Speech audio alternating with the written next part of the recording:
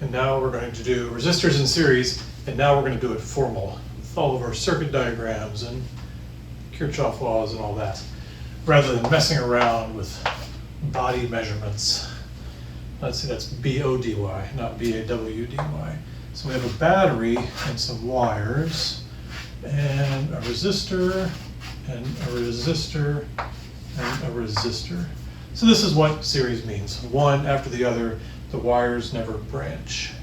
Let's call them R1, R2, and R3. And what we got to do is, what we're trying to do is say, how do they behave? What we mean by that is find the equivalent resistance.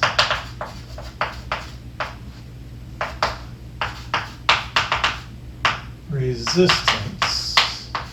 And that means as though it looked like this.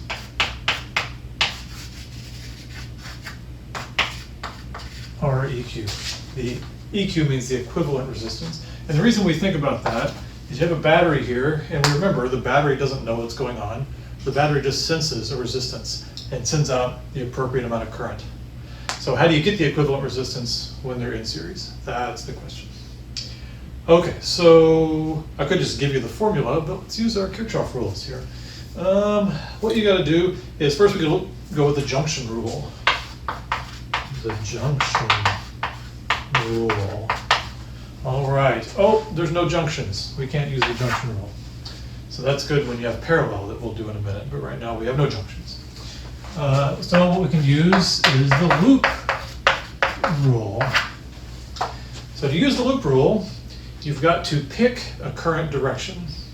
So it's pretty clear which way the current's going to flow in this circuit, but it's not always clear. But this time, yeah, since that's the positive terminal and that's the terminal and that's the negative terminal, pretty clear the current's going to flow like that. And you have to pick a direction that you're going to run the loop around. And I always go clockwise, go around the loop like that. And going with the current direction kind of makes sense too. Okay, so what was the loop rule? It's that the sum of the voltages, the voltage drops equals 0.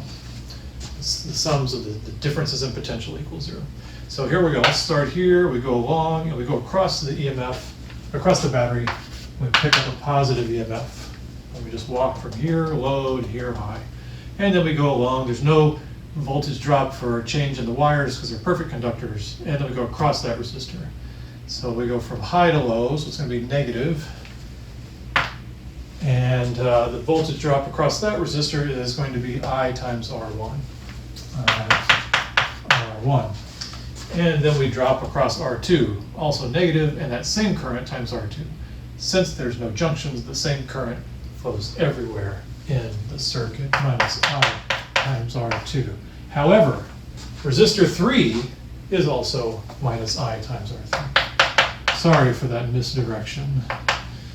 All right, so EMF minus IR1 minus IR2 minus IR3 equals 0. 0. 0. All right, there we go. So what does that mean? Well, let's put the EMF on one side and the other terms on the other side. And we could also divide out the common term of I, the current. And then it's R1 plus R2 plus R3. Okay, and if you look at that and say we have that and we're trying to get it to this equivalent here, and the equivalent equation here I should have written was that the EMF equals I R equivalent. So we're seeing if we can get this into this form, and you can see that we have EMF equals I times R equivalent, EMF equals I times R1 plus R2 plus R3.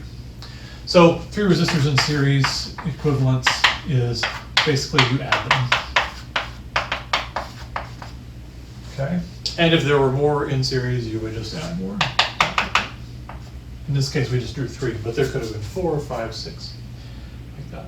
So this is how you add resistors in